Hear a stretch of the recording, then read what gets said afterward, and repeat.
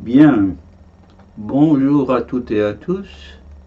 Nous allons poursuivre ces leçons de citoyenneté financière. C'est la vidéo numéro 2 qui fait donc suite à la précédente numéro 1. Donc, le chapitre 6, c'est la suprématie des actionnaires sur les politiques. C'est original, parce que dans une république, c'est les politiques qui sont au sommet, normalement. Il arrive, et il arrivera encore, il est arrivé que des actionnaires soient au-dessus des politiques. Voilà. Le thème dans lequel nous allons vérifier cette assertion, c'est la constitution de gens industriels de l'acier. Alors, l'ancienne fusion section 1 d'Arcelor et de Mittal. C'était en 2006. Arcelor, français européen, a fusionné avec un Indien, Mittal. Voilà le fait. La décision, le pouvoir des actionnaires d'abord. La décision a été prise par les actionnaires d'Arcelor qui ont vu la valeur de leurs titres doubler en peu de temps. Voilà. Et paragraphe 2, les politiques français de gauche ou de droite n'ont rien pu faire. Rien. Rien du tout.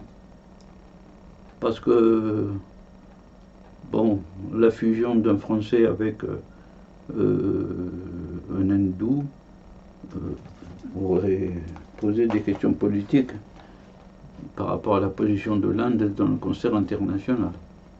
Voilà des vues ArcelorMittal.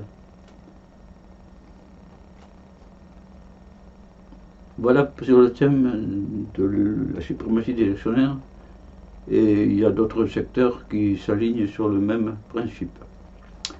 Administrateur et manager, maintenant. C'est dans les MIC. La gouvernance des entreprises françaises repose en partie sur l'indépendance des administrateurs.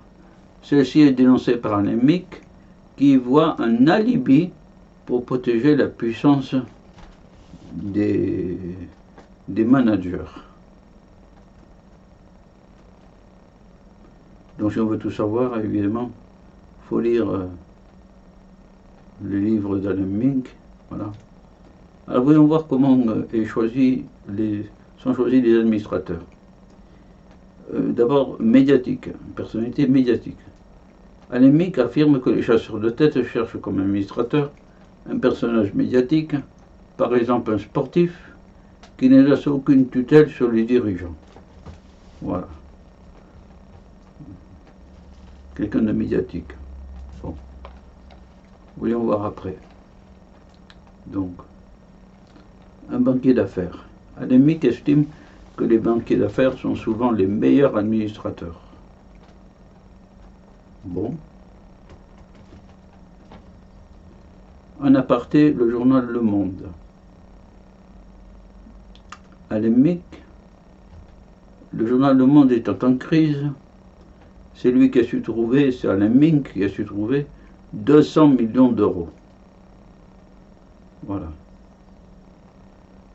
Il affirme que d'être président du conseil de surveillance du Monde lui a posé des problèmes avec la bourgeoisie française. Ça, c'est une autre considération. Mais donc, sa position lui a permis de sauver le monde quand même. Voilà.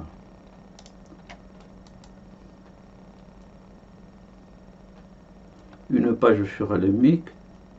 Voici des ouvrages multiples qu'il a écrits, même une histoire de France. Voilà, le monde de l'échange, etc. Alain Mink. Le nouveau Moyen-Âge, c'est certainement, évidemment, érudit et savant et intéressant.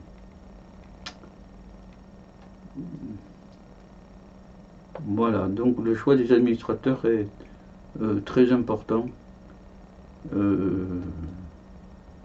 Et Alémique a une position très catégorique sur la question. Le capitalisme français maintenant. Alors on va voir que c'est un milieu consanguin. Décennie après décennie, ça ne change pas. Une centaine de personnes ont le pouvoir sur le CAC 40. Alors une centaine de personnes représentent près de la moitié des droits de vote dans les conseils des entreprises du CAC 40. Une centaine de personnes, ça peut se réunir dans une salle, et voilà, près de la moitié. Les instances dirigeantes sont donc très consanguines. Oui, parce qu'en plus, il y a des familles. Ce sont des hommes âgés de plus de 105 ans. Les femmes ont moins de 10% de sièges d'administrateurs. Et ces hommes se sont passés par un cabinet ministériel. Voilà. Une centaine de personnes et surreprésentation des hommes de plus de 50 ans. Section de l'économie. La crise de 2008, comme la crise de 2007, c'est la même, ne semble pas avoir eu le moindre effet sur la structure du CAC 40. Alors, paragraphe 2, les sociétés du CAC 40 ne se sont alignées sur aucun modèle, pas plus sur le britannique, qui donne aux actionnaires des pouvoirs très étendus, que le système allemand, où les conseils arbitrent entre les conseils de la société arbitrent entre les intérêts divergents de l'entreprise. Voilà.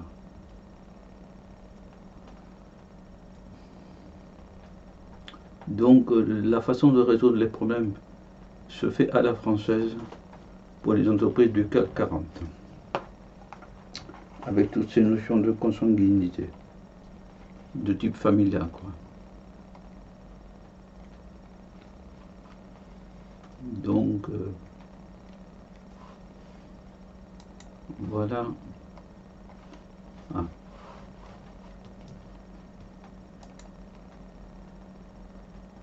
Alors, ensuite, nous avons la rubrique Dow Jones. Le Dow Jones. Une seule vue.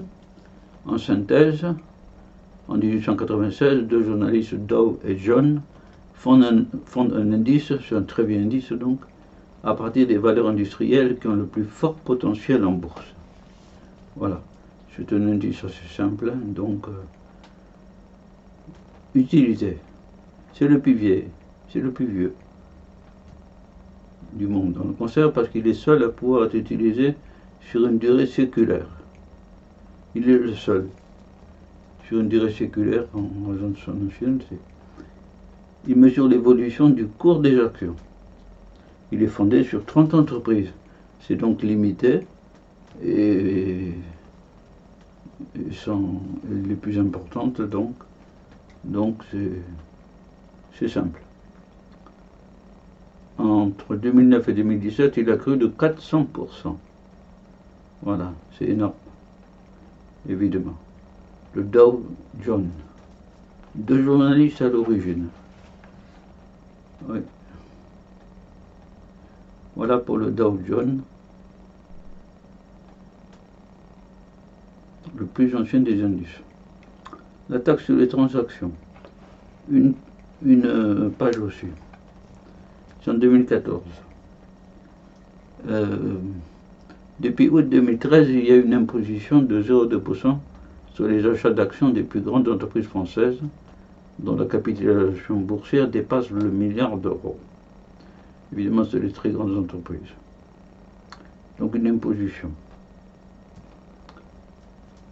Ensuite, section 2. Toute taxe influe sur la rentabilité des opérateurs. C'est l'interventionnisme fiscal, bien sûr. L'impôt a un impact sur la rentabilité, bien sûr.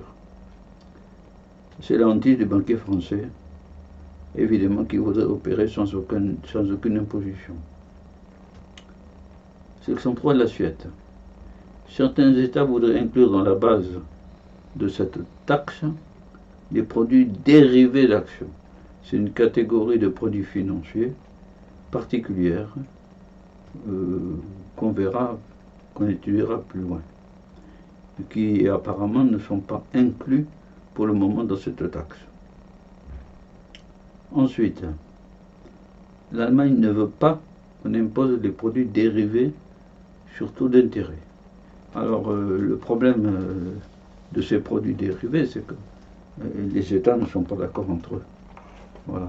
Donc, voilà, depuis 2014, cette taxe, 0,2, c'est faible quand même.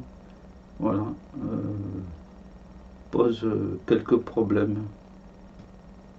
notamment d'assiette, et sociopolitiques pour les banquiers. Voilà. Les crises, alors, une vue aussi, parce que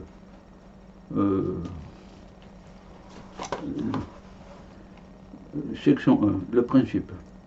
Puisque les spécialistes de 2007 n'ont pas vu venir la crise, on ne peut faire mieux. Oui, puisqu'il n'y a rien, bon. Donc il faut indexer un fonds financier, c'est une recommandation parmi d'autres, sur un indice simple, comme le CAC 40 ou le Standard & Poor's 500 USA. Sur un indice simple.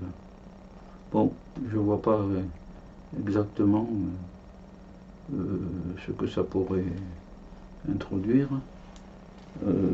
La prévention des grandes crises financières, on n'a pas fini de faire courir des débats sans fin. Ensuite, si on retient cette proposition, on peut le faire par un instrument nommé fonds indiciel coté en bourse. Exchange Traded Fund. Fonds indiciel coté en bourse. Et en France, ça s'appelle les trackers. C'est un indice simple. Bon. La prévention des crises ne peut pas se résoudre par un coup de baguette magique. Hein. Voilà. Je rappelle que sur les crises, donc les crises financières, j'ai dans un autre module une très grosse réflexion sur les crises financières. Voilà. J'ai choisi de ne pas faire trop long à chaque PowerPoint, donc nous sommes à 12 minutes, à 13 minutes, enfin ça va quoi. Nous avons fini le programme premier et sur les fondamentaux, avec la liste des idées diverses, voilà. Et nous allons passer ultérieurement sur le programme 2, les actions, et aussi le monde des assurances. C'est par ordre alphabétique, hein. A, B, vous voyez pour la suite, hein, que j'ai classé ça. Voilà.